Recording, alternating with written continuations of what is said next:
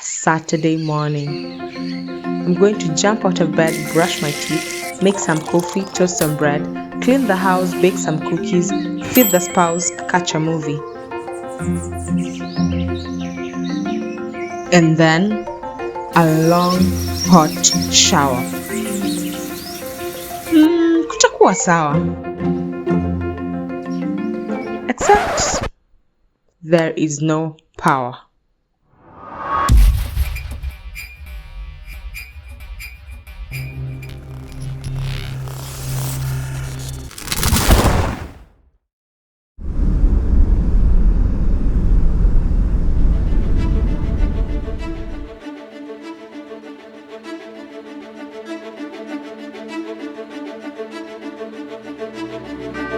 Hi, my name is Laura, born and bred in Kenya, married, living and thriving in Lagos, Nigeria.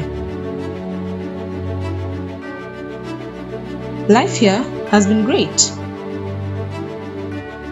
The weather, warm and buttery. The food, spicy with lots of variety. The people, warm, friendly, a bustling society. The electricity supply? Well.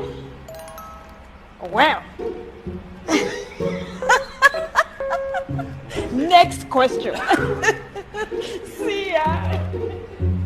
When passenger said, well, you only need the light when it's burning low. Brethren, I should have listened. Because when I think about how I used to furiously tweet KPLC on the rare occasions that there was a power outage, and how I now scream up NEPA on the rare occasions that NEPA actually decides to bless us with only but half a day of power supply, I just...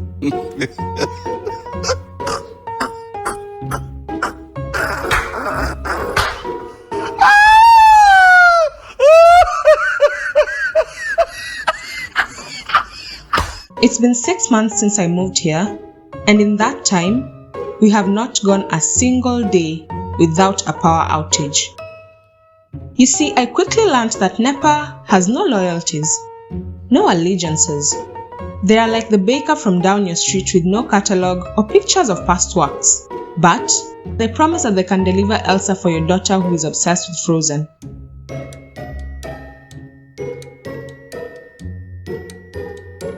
Only for them to show up with Nkechi from Newi in a blue Ashoebi. That's NEPA for you. You simply cannot put your trust in them because they go follow your hand though. Just get out your car and get distracted. I'd love to, but your dad played hardball.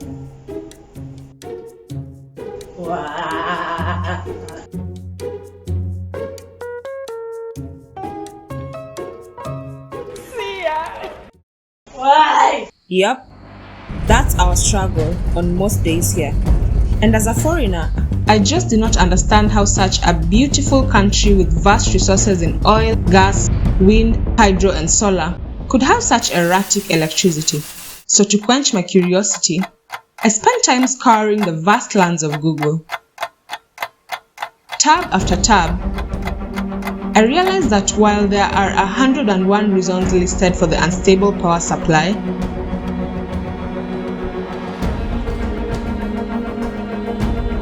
at the heart of it all is corruption, blocking the pipeline of progress at every step of the way.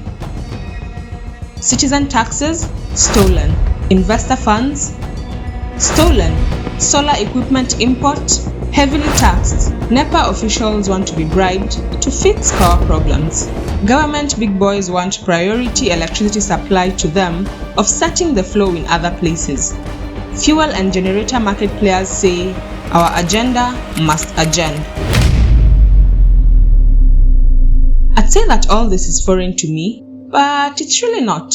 Corruption hits just as hard in Kenya. Same script, different casts.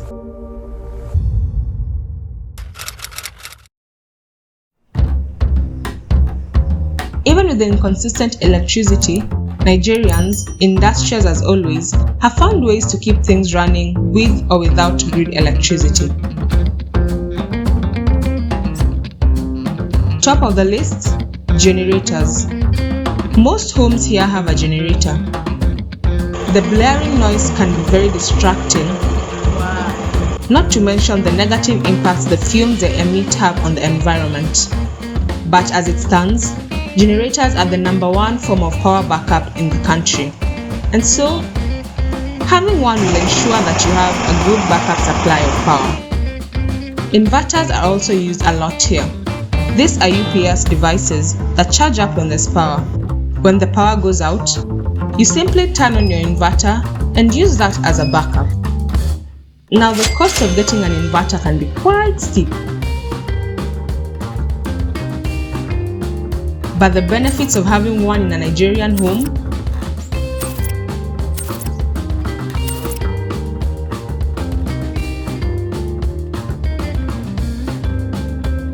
worth every penny. So, if you're planning to visit Nigeria or even move here permanently, here are a few pro tips that might help. First, when you hear that sound, charge everything. The one day you slack and decide not to charge your stuff is the same day your inverter will be on leave and your generator will refuse to come on. So I repeat, when there's power, charge everything. Number 2, load up on rechargeables.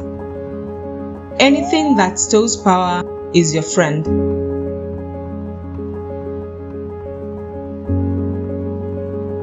Number 3, you must learn the game and then play to win.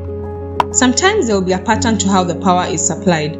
6 a.m. to 6 p.m., 8 a.m. to 6 p.m., part day, part night. Really, it is difficult to know when there will be power and for how long it will stay. Therefore, you must master the art of balancing the trinity: grid power, your inverter if you have one, and your generator. Pro tip number 4, if you're moving to Nigeria long term, you will need to budget for a generator and the cost of fueling it. If you can, invest in an inverter.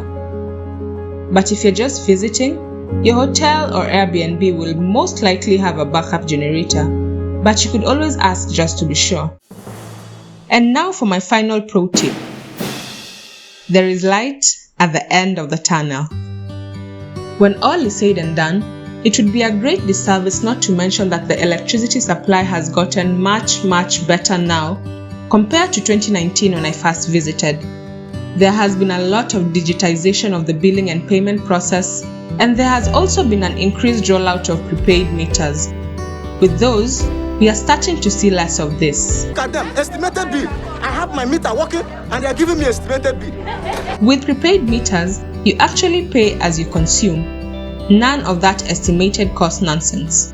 Which means that the electricity companies can only earn as they supply. Perhaps this, paired with the uptick of off-grid power solutions and the increase in players in the alternative energy sector, is a sign of brighter days to come. So maybe there is hope after all that someday Nigerians will enjoy uninterrupted power supply 7 days a week, 24 hours a day, 365 days a year from clean, renewable energy sources.